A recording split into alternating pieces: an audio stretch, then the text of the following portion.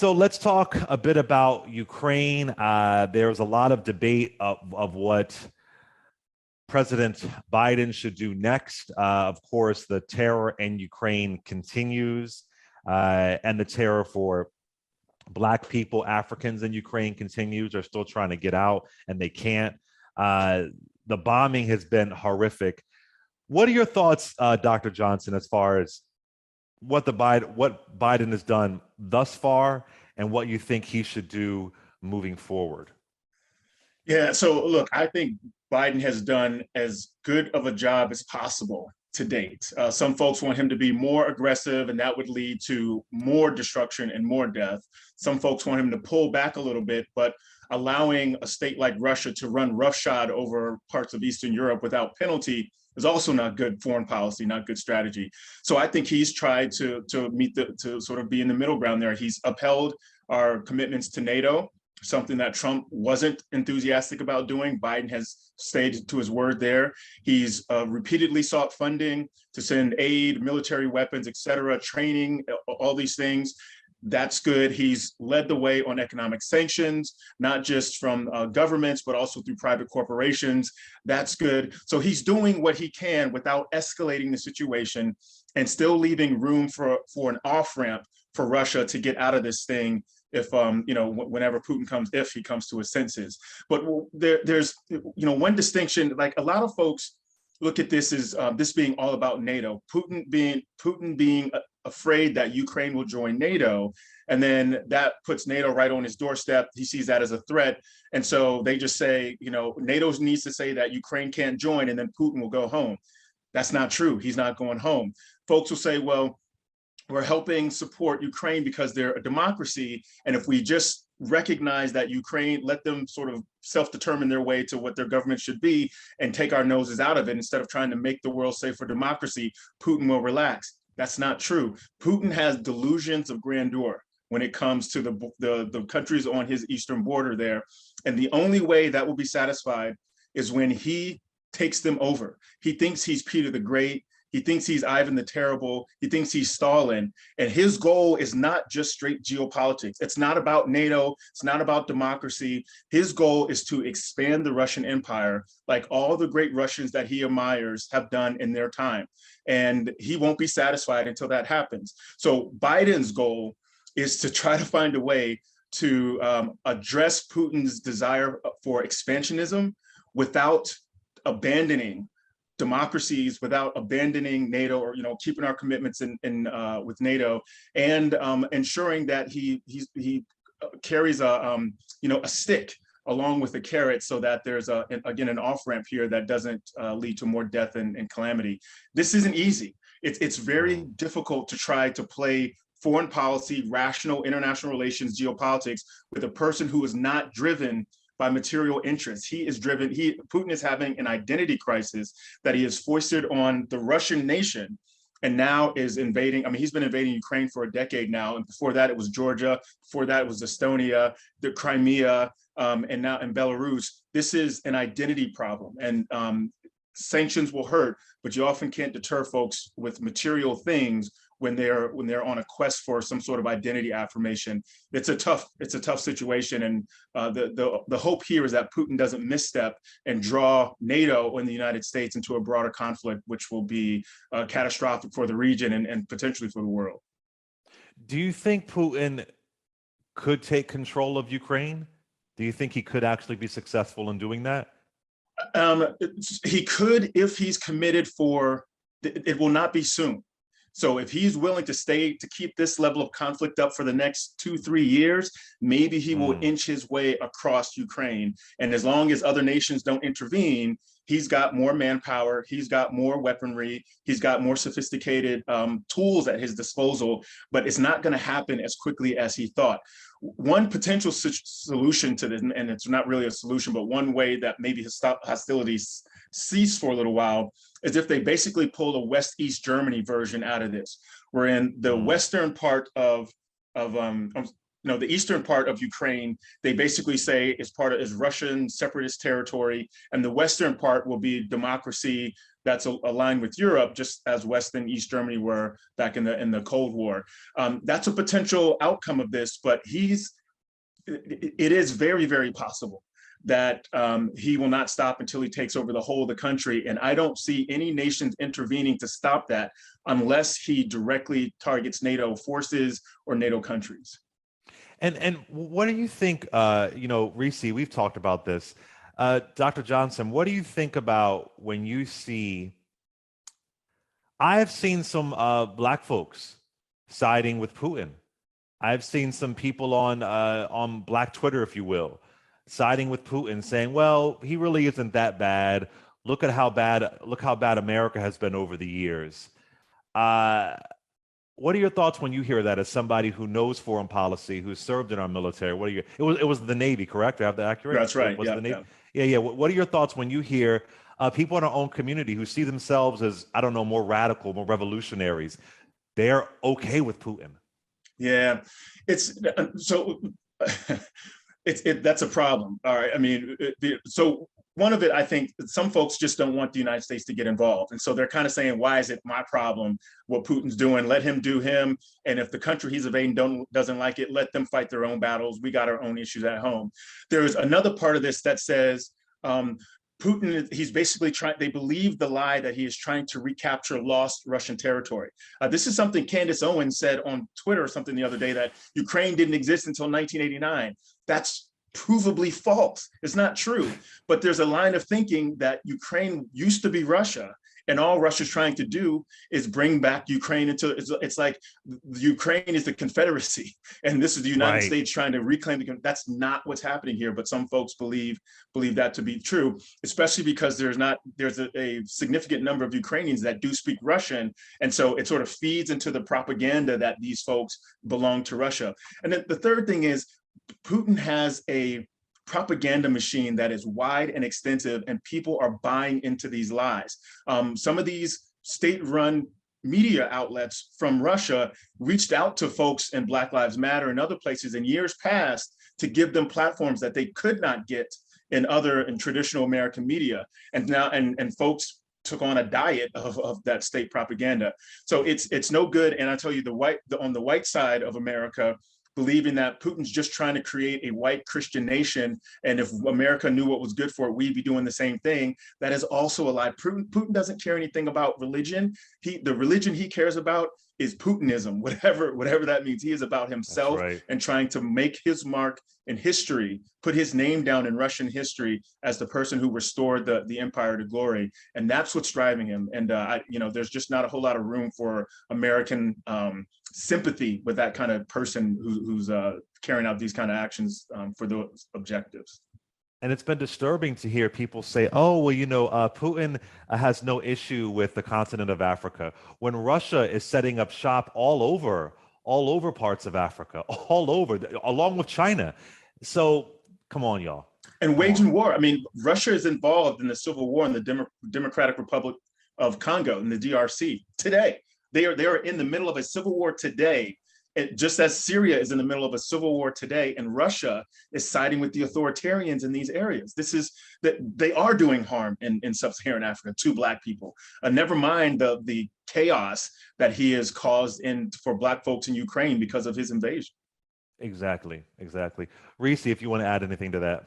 No, I mean, I just think that people don't recognize the level of propaganda and disinformation and the years-long campaign that Putin has taken, specifically targeting Black people, to kind of help bolster their case. It's not necessarily that you're going to be pro-Russia or pro-Ukraine or even have foreign policy chops, but at a minimum, if they can get Black folks indifferent to what's happening, that's a win for them. And because there's going to be a lot of what we're seeing happening is a result of political pressure or political will. There's a lot of funding going to Ukraine, even when we run out of funding for coronavirus.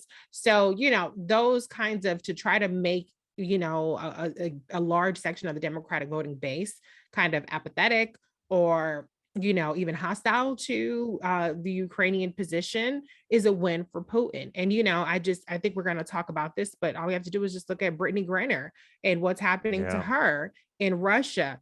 He is not a friend to Black people. Please, folks, get that out your head. Whatever meme you saw where he said that George, gave condolences about George Floyd, or he called America racist, that does not make Don't care. Putin an ally of Black Americans. Please, y'all, stop it.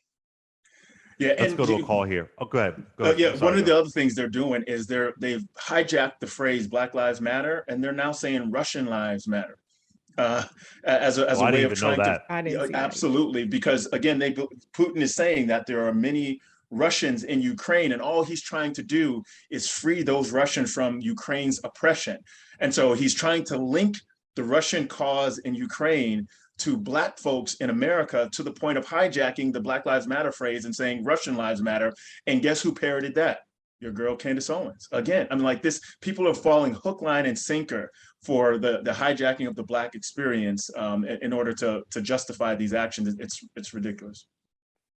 866-801-8255. Let's go to Albert from Atlanta, first time caller. What's up, Albert? Hello, Clay. Hey, One what's of up? the things, to me, to be clear, I don't think that I'm in favor of Putin. What I am concerned about is the fact that we're not talking from America's standpoint of view about the fact that NATO was trying to recruit Ukraine into their sphere, which now puts in so many words missiles from NATO right at Russia's doorstep. And just like America fought when Cuba was about to do the same thing here back in the 60s, that seems a logical process. Not only that, when you also look at the way the Ukraine issue is going on, they just had that big coup. And I can't remember how many years, I think in 14, had a big coup sponsored by America to overthrow a Democratic elected official there to put in an oligarch, which helps them. Wait, hold on one second, Albert. I want to make sure we have the right information. Go ahead and jump in, Dr. Ted. Yeah, so there's a few points here in 2014, when they had the sitting prime minister president left, that person was a Russian puppet. And he left the country because the people wanted a democratically elected head of state. Saddam Hussein had elections and won 99% of the vote. That doesn't make it a democracy. North Korea has elections. Kim Jong-un wins 99.9% of the vote. That doesn't make it democratic. That was what was happening in Ukraine prior to 14. So they didn't take a democratically elected official and replace him with an oligarch. It was actually the other way around. There was a Russian puppet in place. And Zelensky now is a democratically elected person. And then in terms of where the missiles are, there are no NATO missiles. There are no NATO countries at the border of Russia. There's Belarus, and then there's Ukraine. And then on the other side of those places, there's Romania, there's Turkey, there's, I'm forgetting the other one. So there are no missiles at Russia's doorstep from NATO because there are no NATO countries that border Russia. The problem is Putin believes Ukraine is Russian. And so there are NATO countries that border Ukraine, but Ukraine ain't Russia.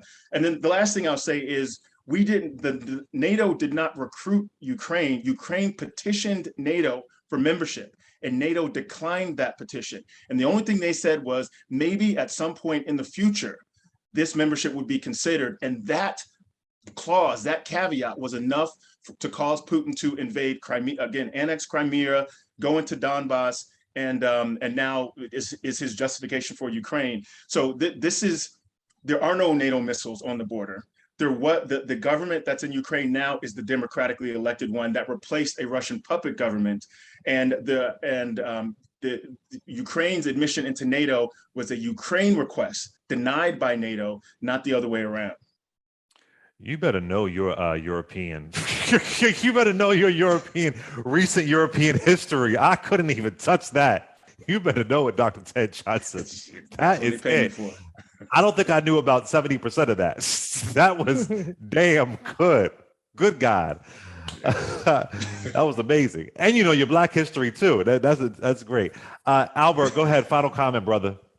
Okay, the final comment was, I didn't say they were NATO. I said the potential was there.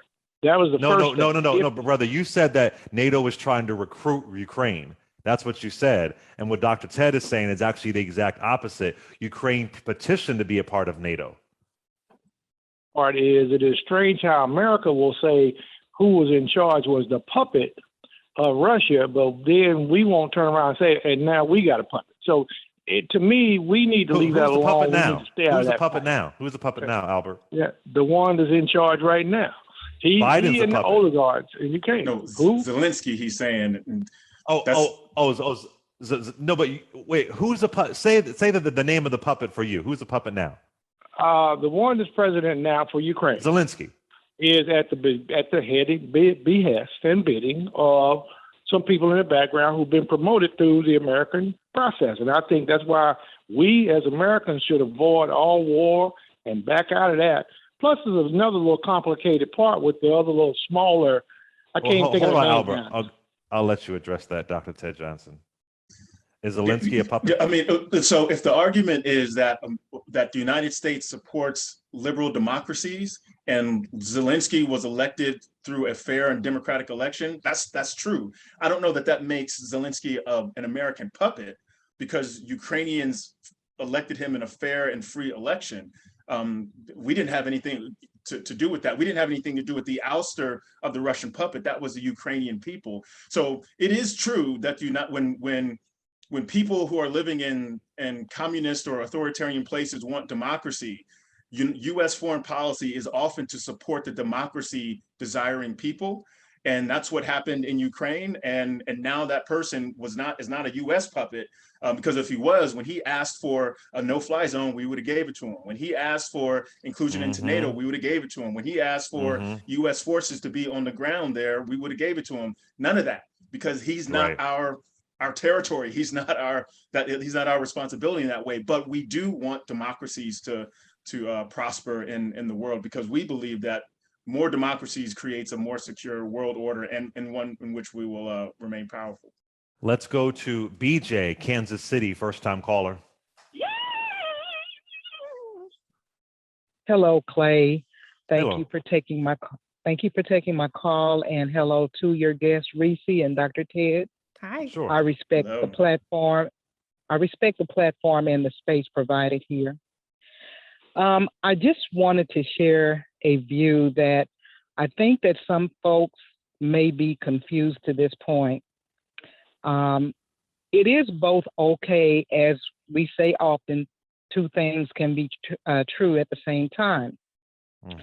It's both okay to abhor what happened to Black folks all over this diaspora and people of color. It's okay to abhor what happened to us and what continues to happen to us, but it's also okay to have compassion for those who don't share melanin or look like us. I'm coming from the viewpoint of humanity. I'm hearing people in my circle, although I keep my circle small and I do that purposely.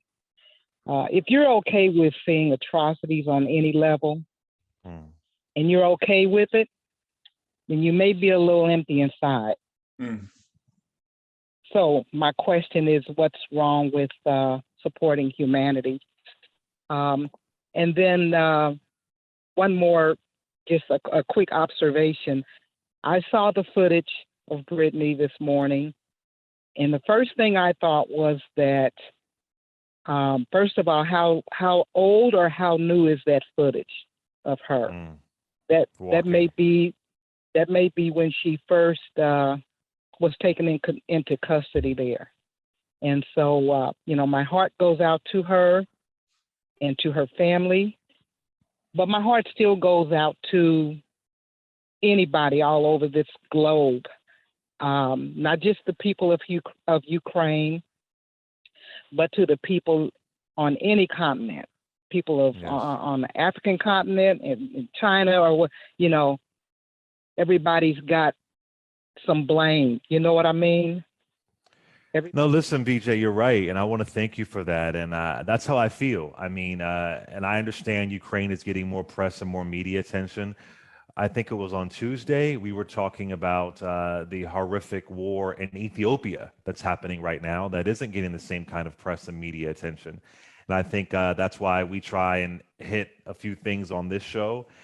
And I agree with you. When I see a maternity ward being bombed in Ukraine, that's heartbreaking to me. And just heartbreaking and it's disturbing. And I can obviously feel that because I'm a human being. And I would venture to say that if you can't feel that, and if you dismiss that, then to me, you're embracing one of the most vile aspects of white supremacy, where they could see human beings being tortured and they could dismiss it because they didn't look like them. We shouldn't do that. We shouldn't do that. To me, that is the epitome of white supremacy, where you are putting people in bondage and you're able to remove yourself because they look different than you. I just can't do that. I can't do that when I see people limbs. I mean, I've had to turn off, I've mute some of the footage that's been rolling in my social media because that's horrific. And especially when it's poor people, and even if it's rich folks, but it's poor people, working class people, because the rich folks were able to get out of Ukraine quicker. Just like with the Holocaust, the rich folks were able to leave Germany, but the poor working class folks couldn't. So I hear you, and I think that we have to have that. And of course, if we see another layer where we see Black folks trying to get out of Ukraine and they're being treated even worse, then we have to call that out too. We have to address that as well. But I cannot dismiss when I see atrocities, whether it is Haitians at the border, whether it is Syria, whether it is New York City. I can't dismiss that. So I think it's that thing of compassion. And furthermore, we don't have the power to enact that kind of, that's another comment, but that compassion is important. And you've spoken about that, Reese. You know, you've spoken about that. I saw you talking about these maternity wards being hit. I mean, it's horrific. It's horrific. And, you know, none of us have to be foreign policy experts. None of us have to advocate for a specific course of action to just have that human response, the same response that we want for ourselves, the same response that we're often denied because people don't see the humanity in us. You know, there are so many cases of this, so many instances of this on a daily basis. And I just don't think that we need to perpetuate it. Now, you can say, I don't know if we need to do X, Y, and Z step as a result of this happening, but I think at a minimum, we should be able to say, you know, that ain't cool. Like, you know, even it's not just maternity wards are not just pregnant women, which a lot of people don't care about women and their bodies, but I mean, children, NICUs, you know, infants. It's horrific what's happening. And these are people who are minding their business. And America bombs places, and America does shit that they ain't got no business doing too. We can all agree on that. But we're talking specifically about Ukraine here. These are people that have nothing to do with Russia except for Putin deciding, I want that. And it's, you're not supposed to target hospitals. These are essentially war crimes, right? You're not supposed to target civilians. That's not the way that war is supposed to work. We know that's not how it always works, but that's not how it's supposed to work. I mean, and listen, you know, Dr. Ted, you know this, and there's been people that's debated this over the years. War crimes is part of the reason why people were upset at the Bush administration and at you know, Colin Powell for saying they're weapons of mass destruction. And when they went into Iraq, civilian areas were being hit. See, I wasn't able to remove myself when I saw brown people in Iraq, their towns, their areas, their neighborhoods, residential areas being bombed. And that was part of the heat that, you know, and I, you know, I know it's been complicated and you know, and Colin Powell said that he was going by the intelligence and so on. But I knew there wasn't WMDs. Now I don't know how I knew, and they didn't know, but whatever. That's another story. But that whole word war, it's the reason why they call President Bush a warmonger. This is the reason why, because sadly, war is so horrific and it's so terrible. But the idea, and I can recall Bush saying, "We're not hitting civilian areas," and they were. So I wasn't on Urban View at that point. I was a little militant kid in college. But if I would have been, I would have been calling out Bush every millisecond. I would have been all over it. So don't act like we ignore when we do it to other people. We don't ignore it. Go ahead, Dr. Ted. No, you're right. And you know, what the Bush administration would say is, well, what the terrorists are doing, or what Saddam and those folks are doing, setting up shop in hospitals, setting up shop, taking over churches and using that for artillery places. So we're hitting these things, but it's because they've been militarized by these folks who know that the war of the law of armed conflict says you can't hit hospitals, churches, etc. That doesn't excuse what happened. Look, if you've looked at any of the reporting in the New York Times, especially from Azmat Khan, she has chronicled drone strikes from the Pentagon for years. And those take out more civilians, more people who are not terrorists than terrorists. And the excuse often from the Pentagon is, well, it was a wedding and the terrorists, there were 3 terrorists we needed to take out, but there were 50 people who weren't terrorists and they got drone struck anyway because of our interests. So we're not innocent in this. War is ugly business. The distinction is Putin is doing this on purpose in order to break the will of the Ukrainian people. Not accidentally, not because they think it's a valid target. He is intentionally going after these people because the Ukrainians have shown a fighting spirit, in the same way that in Jim Crow, white folks lynched Black people, not because they were a threat, but in order to break the spirit of resistance, in order to insist that they maintain their place at the lower levels of our social hierarchy. And the last thing is, your caller is right. Compassion is not weakness.